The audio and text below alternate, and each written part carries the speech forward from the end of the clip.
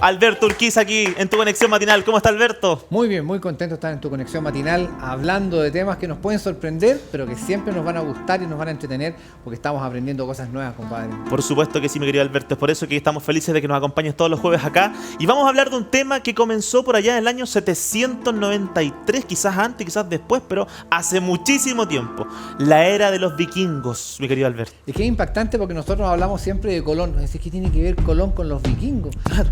Todo que ver, porque resulta que Colón llegó en 1492 con mapas que tenían súper claro que el territorio llegaba hasta acá y lo que había más o menos. Alguien llegó antes que él y fíjense que sí, ustedes van a ver la historia de Canadá, la historia de Estados Unidos y Colón no sale. Salen los vikingos, que en el 970 ¿Ya? Eric el Rojo ya era el hombre que había llegado con sus fuerzas, con esos barcos que se llaman los drácares y que llegaban hasta la zona de Groenlandia, la parte de Vinland, lo que es Nueva Inglaterra hoy día, la parte alta norte de Estados Unidos.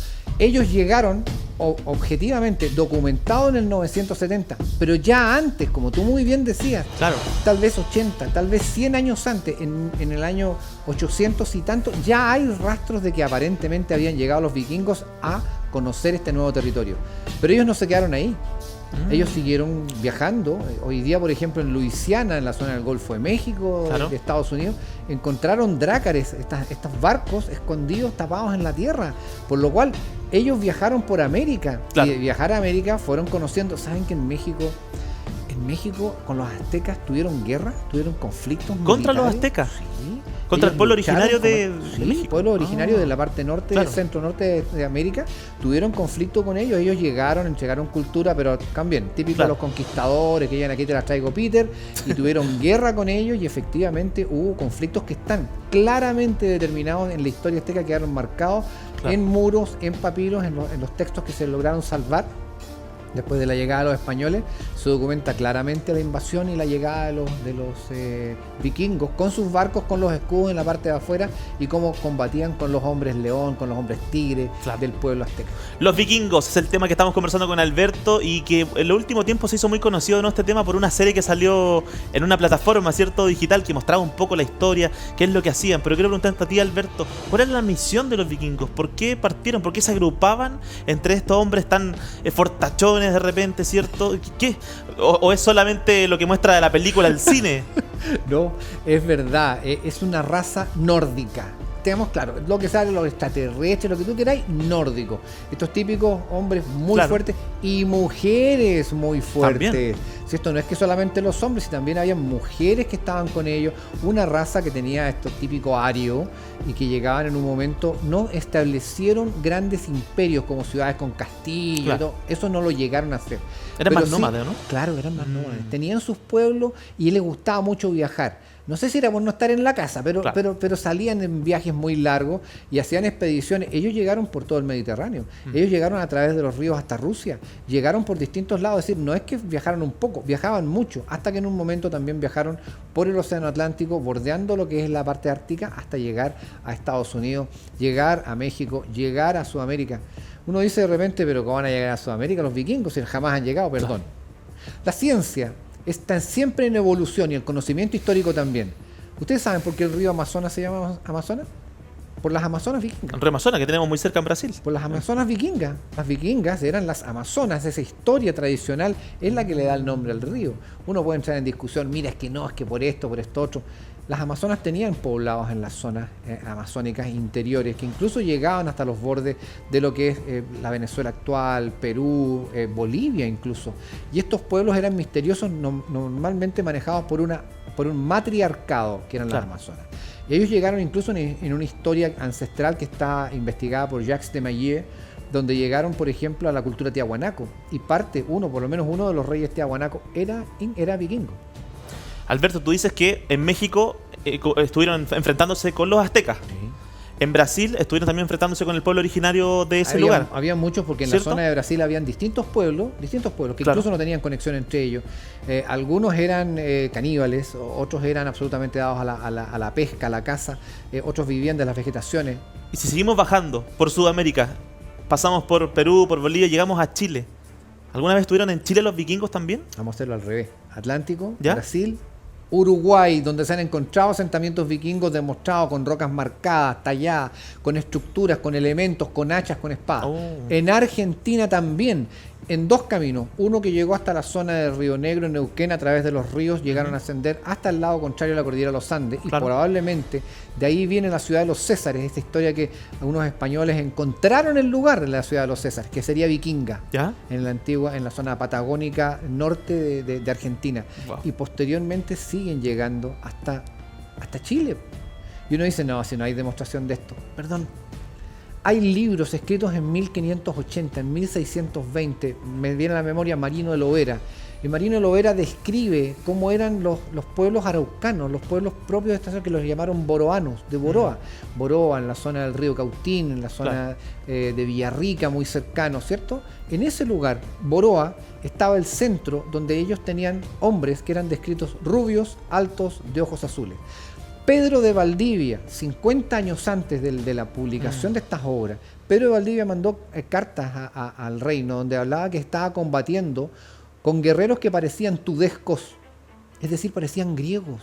Claro. ¿Y cómo eran? Rubios, altos, de ojos azules, mapuche. No eran mapuche. Tenemos que tener una cosa muy clara. Aquí existían distintos pueblos. Claro. Algunos tenían cercanía sanguínea, otros no.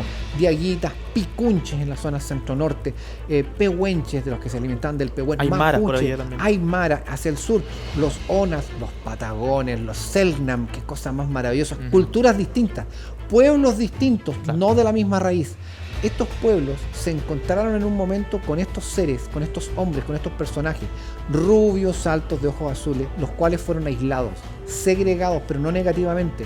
Los segregaban como dioses, los segregaban como un cuidado especial que los llamaron los boroanos, a los cuales los pueblos mapuche rodeaba este sector, y muchos escritos ya en el año 1960-70 hay libros que escriben justamente esta historia, que ya venía de los años 40 y que hoy día se empieza a probar claramente de que eso sí existió, no en el imaginario de un escritor, sino que en la documentación clara, que escritores ya en el año 1600 estaban demostrando que habían personajes que no correspondían a la estructura ósea, a la estructura cultural de lo que es simplemente un pueblo. Claro.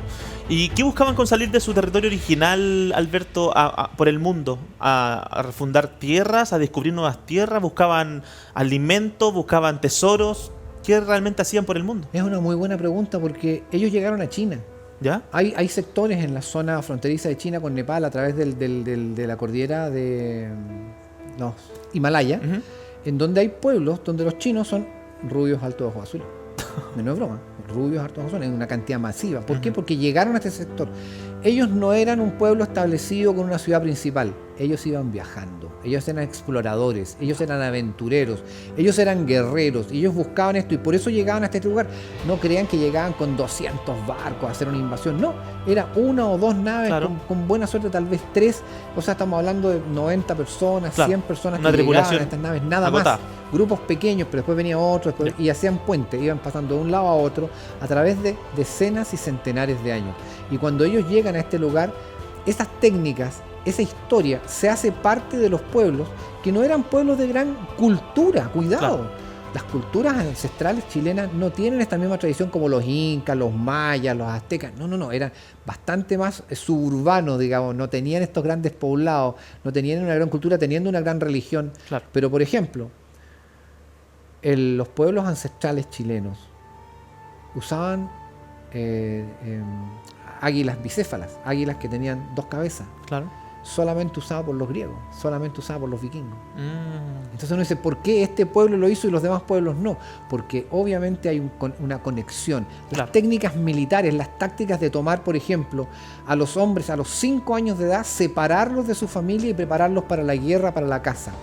A las mujeres, por ejemplo, hombres también en algunos casos, a los 5 años ya se les tenía seleccionado para ser machi, para ser brujos, para ser los médicos, para ser los líderes.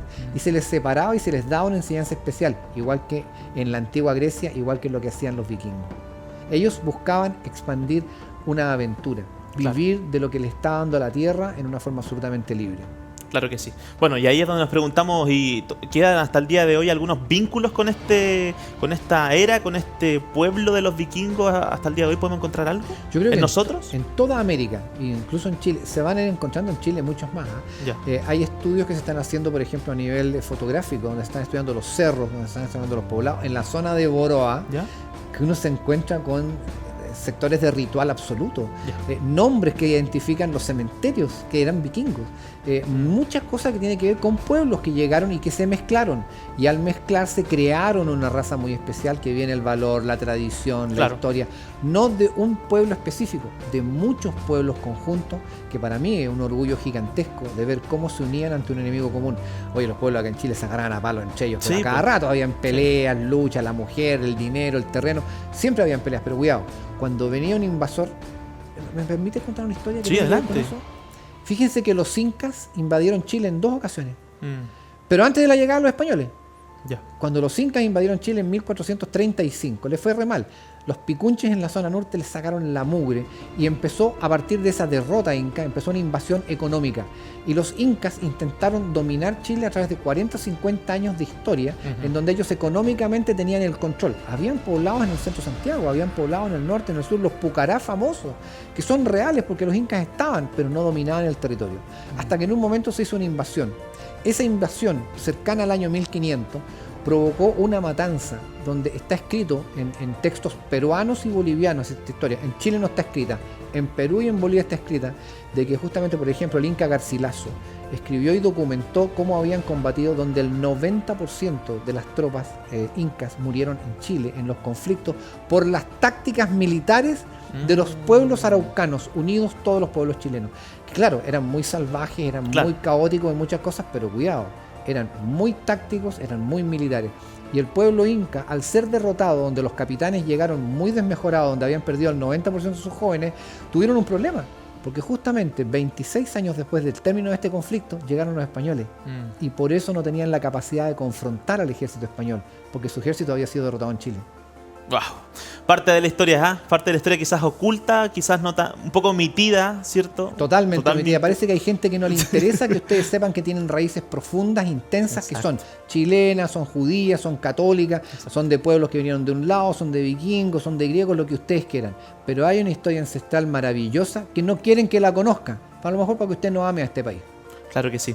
Volviendo a los vikingos, mi querido Alberto, hay teorías, hay supuestos de por qué esta raza se habría extinguido, no sé, se habría ido modificando con el tiempo. Se mezclaron, primero que nada se mezclaron, y por eso uno de repente va al sur, y no es culpa de los alemanes, que hay gente que tiene los ojos azules o que son rubios, uno dice, se mezclaron con los alemanes, los típicos que llegaron. No, esto es ancestral. Yo, por ejemplo, conocí a Lonco Quilapán, que tenía su nombre latino, por supuesto.